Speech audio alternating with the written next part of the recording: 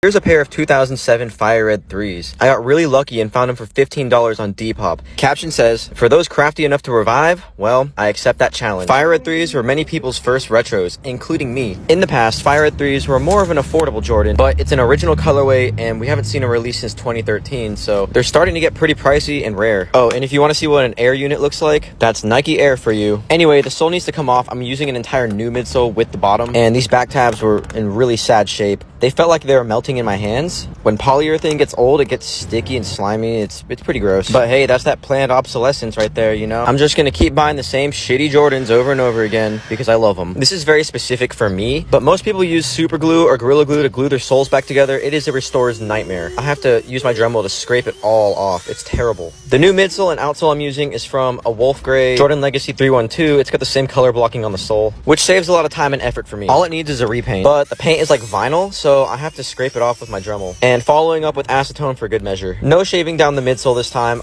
All it needs to be is resurfaced. I added a couple coats of white paint because I'll be painting red. A lighter base coat makes red its more true color. To paint Jordan 3s, you actually really do need to tape it off. I'm using frog tape. It is the best. I use Angelus leather paint and I custom made this fire red by mixing some other colors. Normally I paint after I glue the midsole because the glue destroys the paint if it leaks on it, but I'm pretty confident I won't mess it up. Taking off the tape, it's so satisfying. I still haven't attached my back tabs. These are from a different pair of Jordan Legacy 312s. I'm fully convinced that model was made just to have donor parts for Jordan 3s. They use the same back tabs and the same midsoles, and I always find them for under $40. Sometimes whack Jordans serve a good purpose. So if you have any old Dub Zeros, Son of Mars, or Legacy 312s, just know that they're good Oregon donors for the Jordans that matter. So the reason why I usually paint after I glue the shoes, because if the glue touches any of the paint that I just put on, it will not adhere and it will peel all the paint I just applied right off. But I had a steady hand and I made sure none of it got on the paint. Everything glued just fine. They look really good, but I'm not done just yet. The laces are dirty, so I put in a couple bleach, and I'm using one of those cleaners that you usually get at the mall kiosk. Most people, including me, run away from them, but they gave me a free sample and it works pretty well. Flat white Angelus leather paint for any blemishes in the cut lines. It's the best shit ever. Time to dye the elephant print. The faded elephant print, in my opinion, looks way better, but on new pairs, it's almost black.